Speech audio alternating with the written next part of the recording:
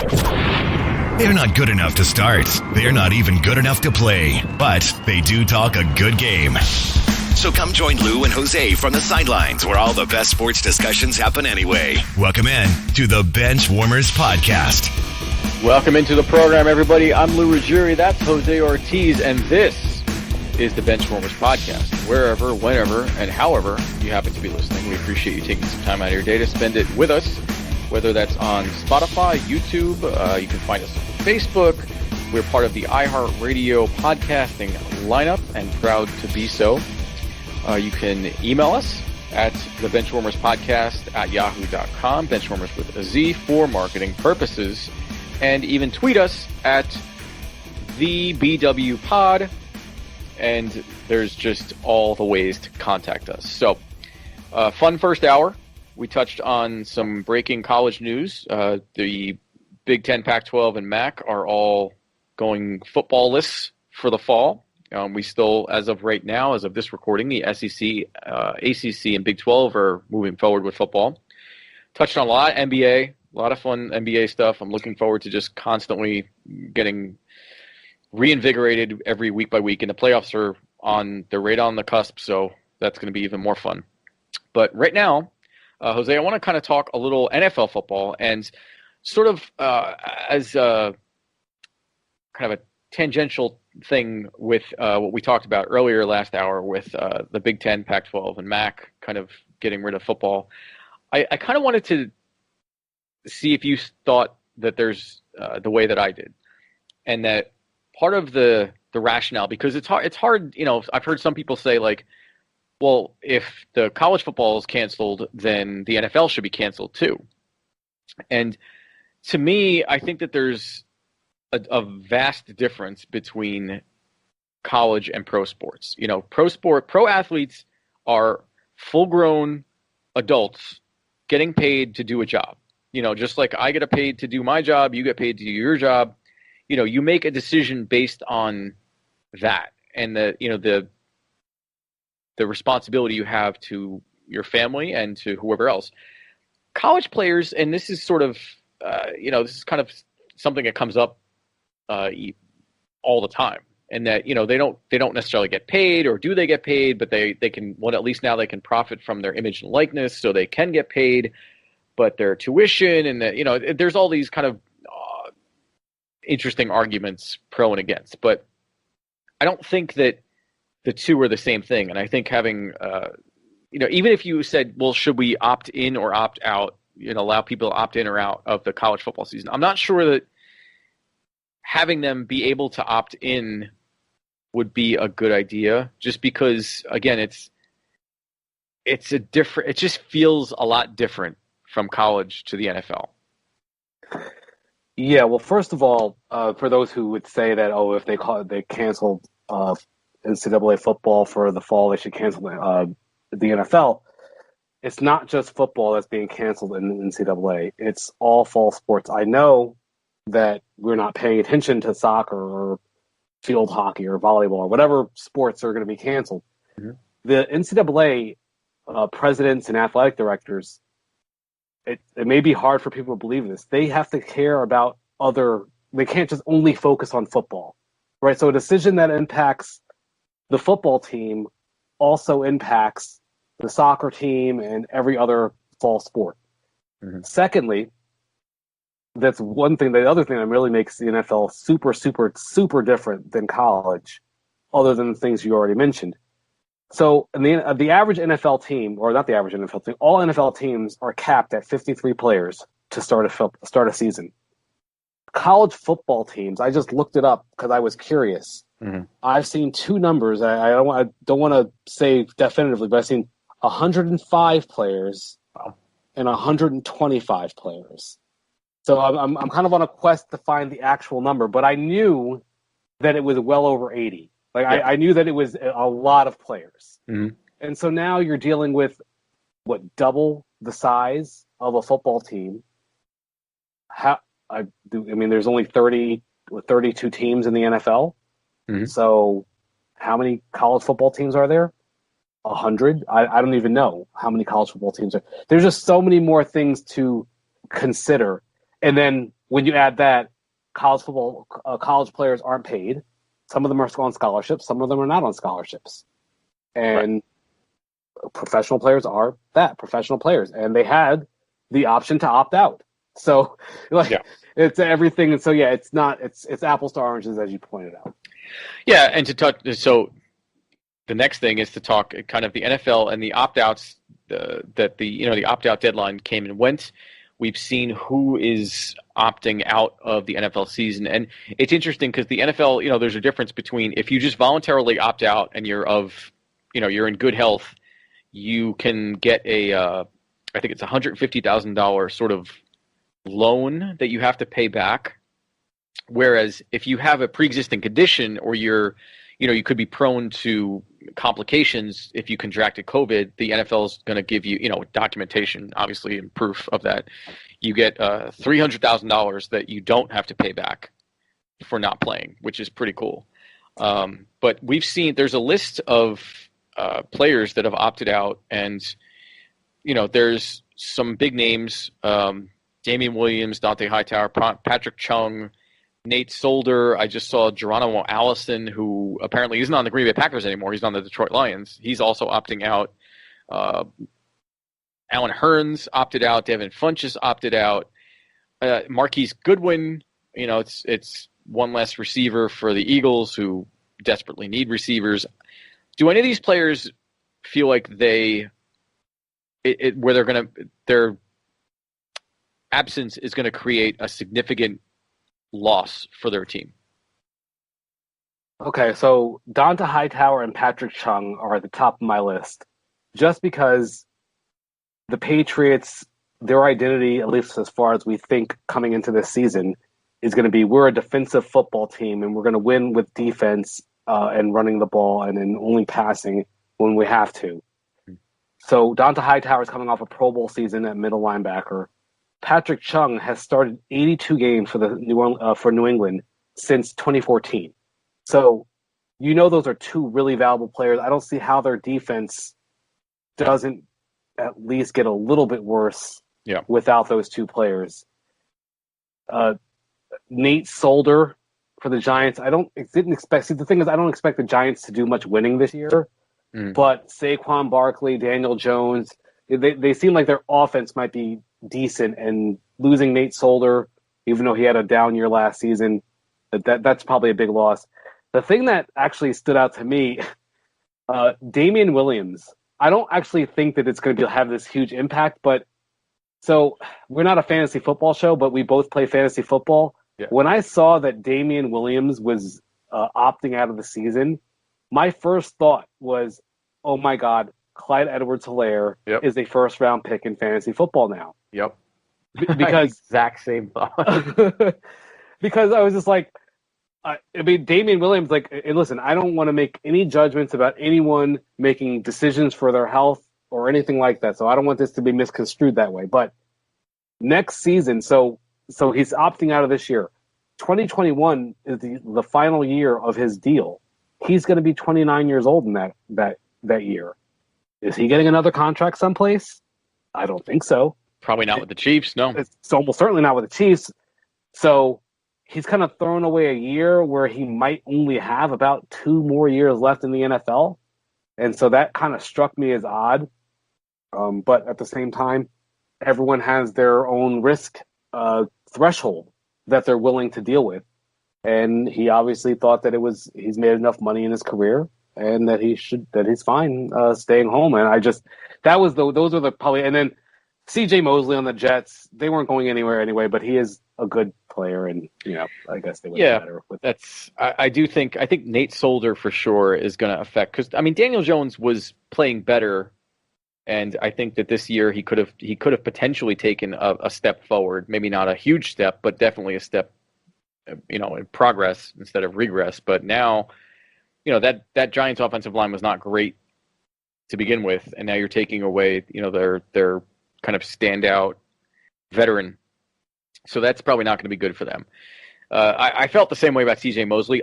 If CJ Mosley was on a different team, I would say he'd be the most impactful loss. But because he's a Jet, I don't think I just don't think it matters. I don't It's think so much easier for him to opt out too. It's like, I'm opting out of a 4-win season. Big deal. Yeah, exactly. So I think that's sort of a moot point for that. And, in different circumstances, CJ Mosley would be the biggest name here. But, Damian Williams, you sort of hit the nail on the head.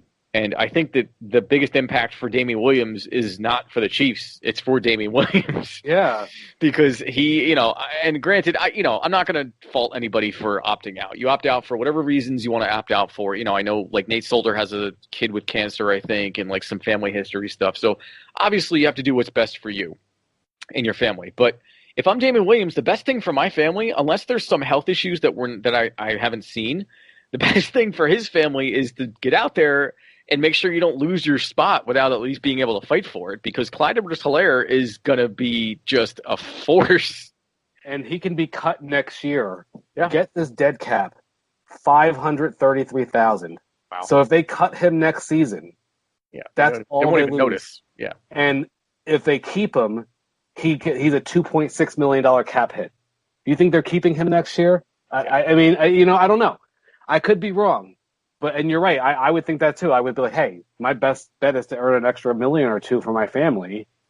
So that way, when my career is done, I have an extra $1 million or $2 million in the bank. So, but obviously everyone does things for their own reasons, and health is most important. So, yeah.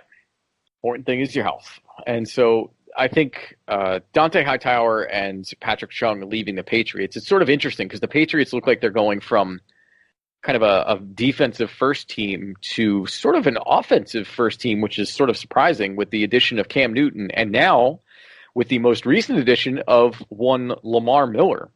Now, now are the Patriots starting to creep up on the offensive side? Maybe they're looking to change it up again. And on the surface, it seems like, well, Lamar Miller, like, what has he done? He's had like 5 good games in his career. But, granted, he was on the Dolphins, and we saw him get cut by the Dolphins. He was on, the Texans. The Texans don't really have a great track record of having good running backs since, like, I don't know, Arian Foster.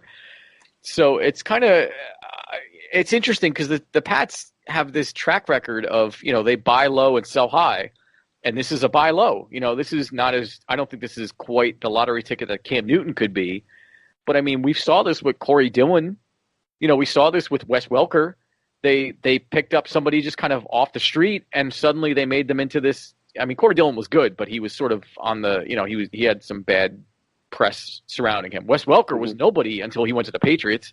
So is Lamar Miller an underrated signing by the Patriots? Yeah, now that you've actually convinced me, because I was on the side of what a mediocre signing. But now that I'm looking at Lamar Miller. He's had 2 1,000-yard seasons in his career, but he's been a decent player. He's been averaging 4.3 yards a carry. That's not bad. Not bad. He was out all last year with an injury, and so when you think about that, Sony Michel. If there's anyone that if there's anyone that this means more for, then it's Sony Michel and Damian Harris. The signing of Lamar Miller. If I'm Sony Michel, I'm like, I can't have a bad season. I've got to deliver this year, because if I come out game 1, game 2, and I'm not doing what I'm supposed to do, Lamar Miller is going to get in there, and he's only 27 years old, or actually I think he's 28 years old now. You figure he's got at least 1 or 2, maybe 3 years left of whatever production. Yep. I'd be worried if I was Sony Michel, and it's certainly adding depth to their backfield. So it's at least an interesting signing that now strengthens their running back room. And, with Damian Harris being a 3rd-round pick last year, Sony Michel being a 1st-round pick 2 years ago, those 2 guys are kind of on notice right now, because Lamar Miller, if Bill Belichick, this is an open competition. If Lamar Miller is the best running back, he's going to get the start. So, yeah, and Brandon Bolden opted out, which is a big deal. I mean, he was a very situational player for the Patriots. I mean, Rex Burkhead is there, but he's sort of he's kind of a 3rd down back. Mm-hmm. And James White, I think they still have, who is, he's sort of their pass catcher. So, yeah, I think Lamar Miller might be an interesting. I mean, you can never have enough running backs, right? Yeah. I mean, that's it's especially if they're cheap. I'm very interested to see, especially with how him and Cam Newton kind of work together. I think that if they both come in and both say, "Hey, nobody believes in us. Let's show them." It could be something. I mean, it seems like a lot of running backs to carry though. I think you named 5 running backs there. They don't have any other offensive positions. I mean, what do they have? They don't have. They have a rookie Julian Edelman, and N'Keal Harry. They spent the first round pick on last year, and I mean they have Mohamed Sanu, I believe, still. Okay. Yeah. I'm not saying this is like a murderer's row of offensive players here, but the Cam Newton's a former Pro Bowler, an MVP. I'm sorry, former MVP award winner. We know what Julian Edelman can do. The way I look at the Patriots' offense this year, they're an offense that's going to have very little margin for error because they're going to be a team that's focused on defense and focused on running the ball.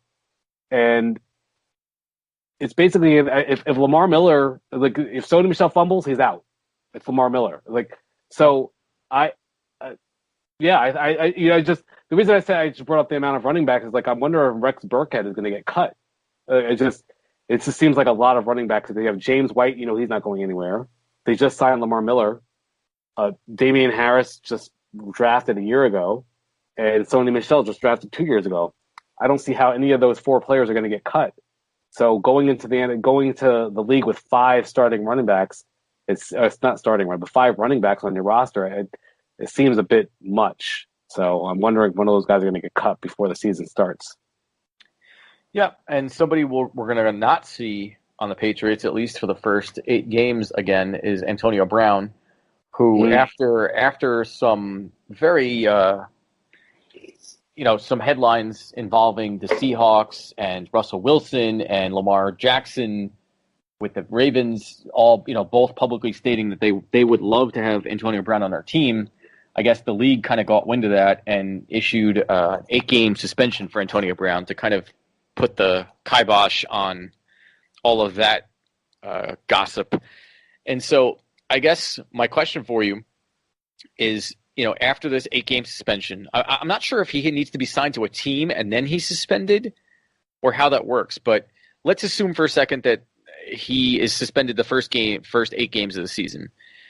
Would you want him on your team? And if so, what team would you want him on?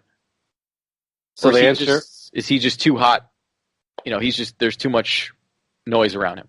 Well, so first of all, does he take the veteran minimum?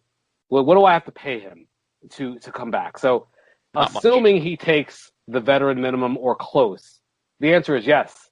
I definitely want him on my team, and I want him on the 49ers.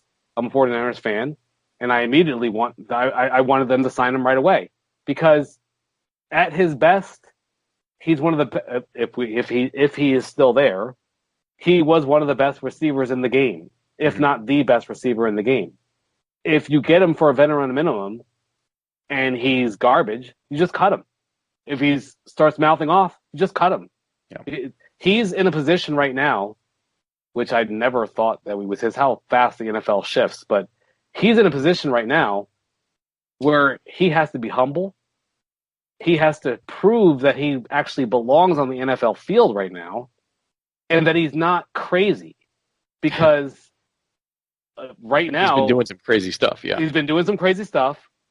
He hasn't played in almost a year, so we're not sure if he actually belongs on the NFL field right now. And if I'm him, he probably just wants a 1-year contract so he can actually get maybe a 2 or 3 year contract to end his career. Yep.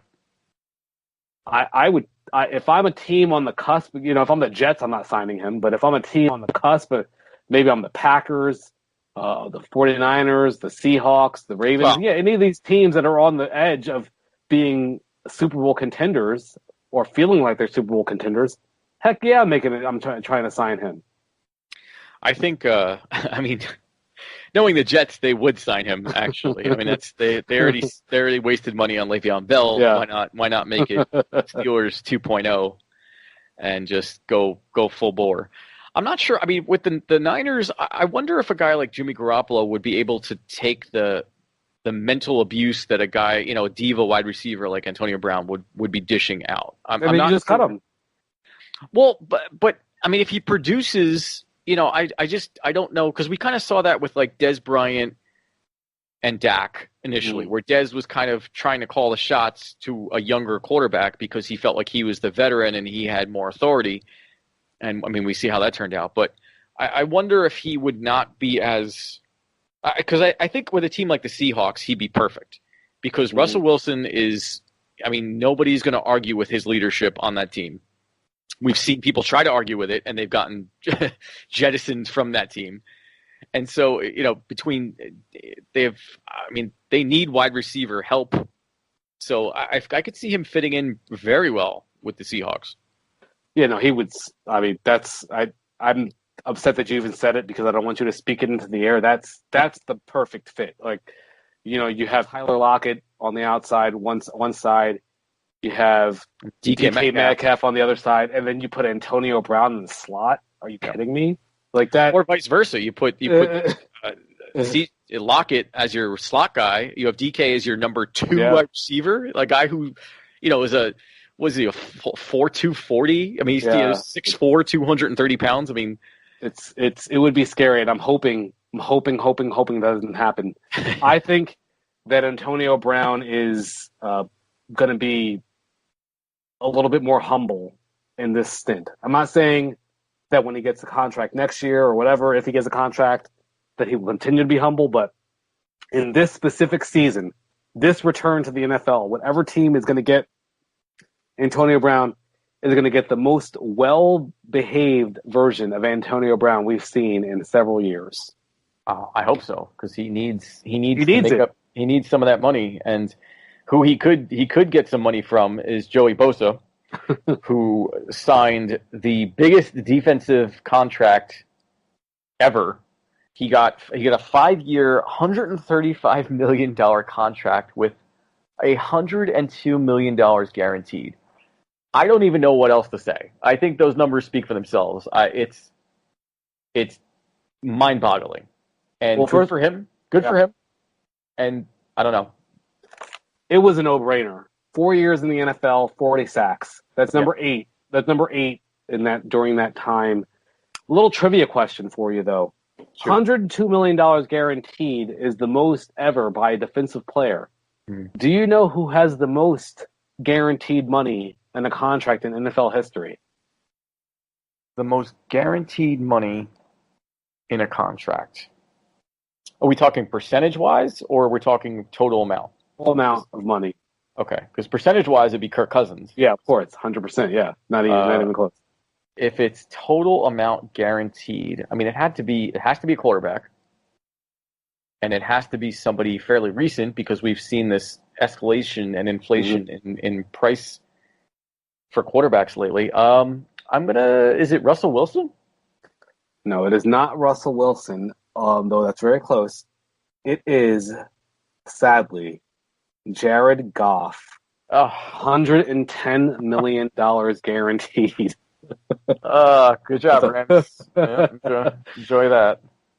Yeah, wow. No, I'm just wondering what Nick Bosa is going to get in 2 or 3 years because he had even a better rookie season than Joey Bosa had, and Joey Bosa has basically been one of the best defensive players in the game since he arrived. So I guess we can put Jared Goff in the same league as Matt Stafford and Sam Bradford, I guess. Well, I think it's unfair to, I don't want to get into too long of a discussion, but comparing Matthew Stafford to Sam Bradford, come on, bro. That's not even fair. That's not even fair. Matthew Stafford has at least been a decent, like if you look at his numbers, he's been a decent quarterback. He hasn't won, but he's been a decent quarterback for a long time. Sam Bradford has been just a disaster for most of his career. So that's true.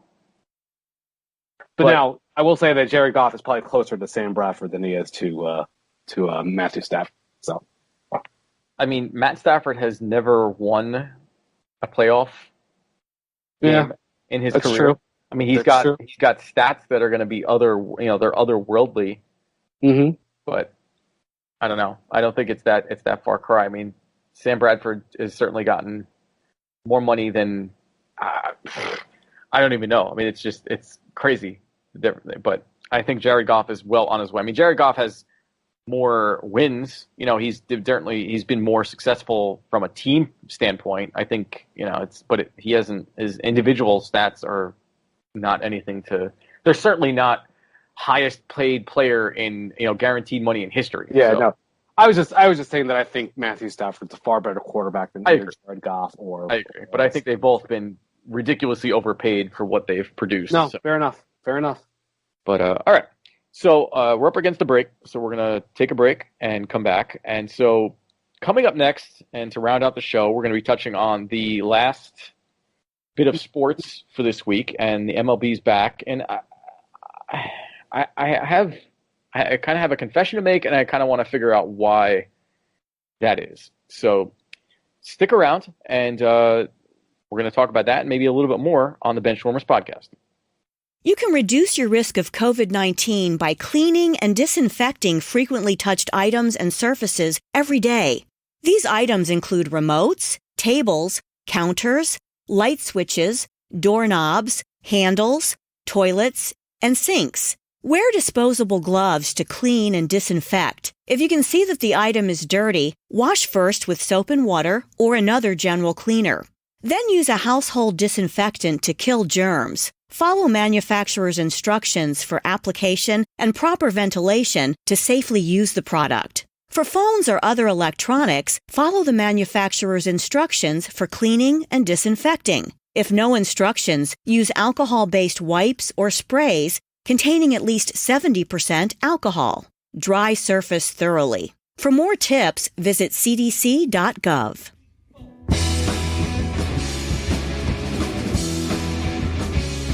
Welcome back to the program, everybody. I'm Lou Ruggieri. That's Jose Ortiz, and this is still the Benchwarmers podcast. Appreciate you taking some time to spend it with us. It's been a solid show so far after our unplanned bye week. We had off last week for technical and medical purposes. A lot of news, college football and the lack thereof, and NBA in the first hour. We just talked some NFL and sort of the opt-out and some news with the National Football League. And finally, Jose, I want to talk a little baseball, but I kind of have to admit something, and I don't know why this is, but since, you know, we went, 5 months without sports, there's two things that I've kind of realized, and that one is that baseball, I don't know why, I'm just not excited for baseball. I don't know if it's because it's even more slow-moving and kind of boring than it was when there are fans in the stands, or if it's something else. And the other thing I realized is that the WNBA still is unwatchable even after being starved for sports. But that's a whole other thing. I just wanted to. I saw that I was flipping through channels the other day, and it was like on ESPN. It was like, I don't even know the teams, and I just kind of laughed. I was like, I still just don't care about this. But but baseball was more surprising because I try to tune in, but it just doesn't. I don't know. Maybe I'm waiting for the playoffs, but have you had this problem? Because it's hard to care about baseball. So there's so many things I want to touch on that you just said there. So first of all, yes, I have had this problem. I've watched about 3 games since the season has started. Okay. They've all been Yankee games because I'm a Yankees fan. Mm-hmm. And the only reason that there's 2 reasons that I've been paying attention. One, we're doing the show, so I want to make sure that I'm as much up to date as I can be. But 2, I have a fantasy baseball league that I have $50 that I've spent to try and actually try and win. So it's given me extra incentive to pay attention.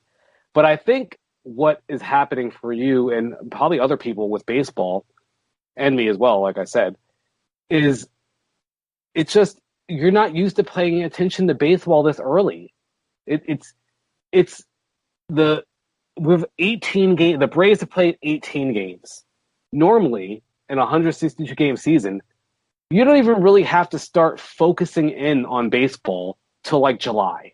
Mm-hmm. We're in July right now. Or I'm sorry. We're in August. I'm sorry. We're in August right now. And it just feels like we're just waiting for the season to kind of get to like where there's 2 weeks left, which would be like the equivalent of if there were 2 months left in when there were the 162 games. Yep. Now, as far as the WNBA, I've tried to watch it numerous times throughout the years, and I've determined that the reason I can't watch it, and I don't want anyone to call me sexist or anything like that, I'm just going to be completely honest, though. The reason I can't watch it, that I don't watch it with much enthusiasm, is because I'm not blown away. Like, the NBA, what blows me away about the NBA is that these guys are doing things that I could just never, like, I could never physically even dream to do. Yeah. Like, the two things that I've always wanted to do in sports is hit a home run and dunk a basketball. Mm-hmm. I feel like if my swing was right, the pitch was right, you could get lucky and hit a home run. Exactly. I could accidentally just walk into one and just launch it based on physics. There is no way on earth. You could say, Jose, you can train for the next year. If you dunk, I'll give you 100 attempts and you get $1 million if you dunk.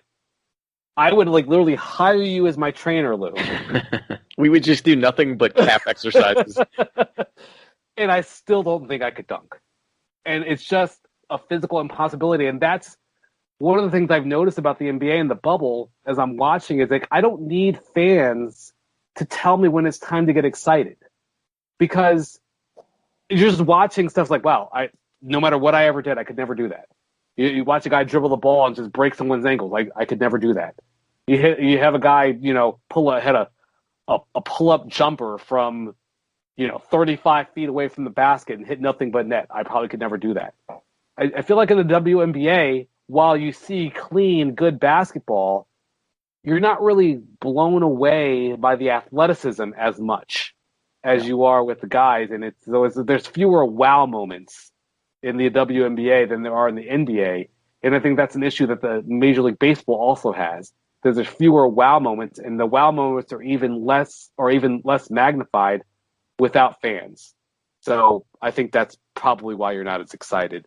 Yeah, I guess just watching basketball, I don't really need the crowd. I mean, it's movement, it's motion, it's exciting, and there's just movement. I mean, baseball, it's like you're literally watching 3 guys at a time barely move until the last second. It's like, I don't know. It's been tough, man. And, there was some excitement this week. The Oakland Athletics outfielder Ramon Laureano was suspended 6 games. And with the Astros hitting coach, Alex Cintron, was suspended 20 games.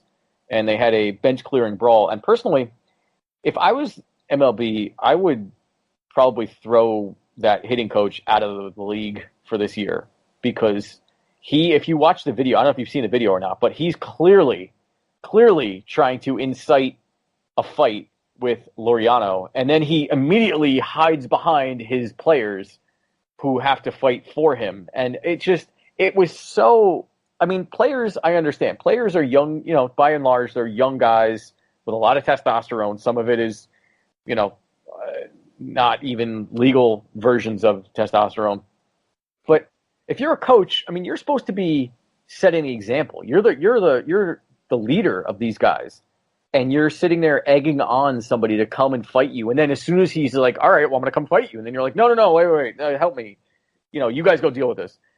It's ridiculous in a normal season. That's ridiculous. But now in a season where, the entire reason we're here is because people aren't social distancing, and you're egging on somebody to come break that social distance to fight you because you're just, I don't know what goes through your head, but I would absolutely kick him out for the rest of the year. Yeah, no, I completely agree with you. Kick him out for the rest of the year. It's one of the things that turns me off about baseball, which I'm surprised about. The fighting, I don't know. I like it much more in hockey, but in baseball, it just feels it feels like in hockey when there's fights, both players want it. Both players want to do it. They want to fight. People back off and let them fight. In baseball, I feel like certain players are being protected. Players are just talking, or in this case, a coach is talking, and then they don't want to back it up and they run and hide. I feel like baseball is not the right sport for that, but they try to be this tough guy. We're going to police our own sport, and we're gonna, if you talk to us the wrong way, we're going to have a benches clearing brawl. I think it's bad for the sport, and so I agree with the suspension. I think they should have suspended him for longer. Ramon Laureano, you at the same time, you've got to be able to walk away. I don't know exactly what was said. He said there was some incendiary comments. Yeah, that's what or something like that. I forget the exact wording he said, but Laureano told ESPN that the coach Cintron said, quote, said something in Spanish you don't say about my mother, unquote. So yeah, I mean, I just it's like I don't know. It's like you're talking about my mama. What are we in third grade over here? Like I kind of feel like you got to be able to walk away. He's 26 years old, for the record. I don't know how old the coach is, but he's definitely older than 26. I definitely put more of the onus on the coach, and then I think the Major League Baseball did the same thing by giving him a larger suspension. But I think that Laureano, you're more valuable to your team in 6 games than that coach is in 20 games. Yeah. So you've got to have a better, you've got to just be better at controlling your emotions, I believe. Mm-hmm. And so, I'm never a big fan of the brawls. It doesn't feel like it fits in baseball. It's a non-contact sport. In football, it makes more sense. In hockey, it makes more sense in basketball. You guys barely even touch each other in baseball. What are you fighting for? It doesn't make any sense. And the other thing to think about too is like, if you're a member of the Houston Astros, don't call any more negative attention to yourself, please. I mean, right. Can you just get through the season? Just eat it. Eat it. I mean, you know that if this was another team and you were facing them, if you were the Dodgers and you got beat, or if the roles were reversed and the Dodgers beat the Astros and they found out they were cheating, I mean, the Astros will be throwing right back at the Dodgers. So it's kind of just like, you want to police your own sport. So then own it and, understand that this is what happens. You got caught. Yeah. And now you have to you suffer the consequences. And I know that the commissioner kind of came out and trying to kind of defend the Astros a little bit and keep them from, I mean, nobody wants to see anybody get like seriously hurt, obviously. But in a sport that has so many unwritten rules, I mean, this is one of the bigger ones is, hey, don't cheat. Don't cheat. So I don't know. It's just so crazy. It's like, don't bring any more attention to yourself, Astros. Just get through the season as unscathed as is possible for you. So just as we're getting close to the end of the show, I just want to point out a couple things that are going on in the baseball world. Yep. And kind of get your reaction to them here. Charlie Blackmon is batting .493 right now. I know it's only 17 games in, so it can't really go too crazy. Also, Donovan Solano batting .458 and DJ LeMahieu on the Yankees batting .400.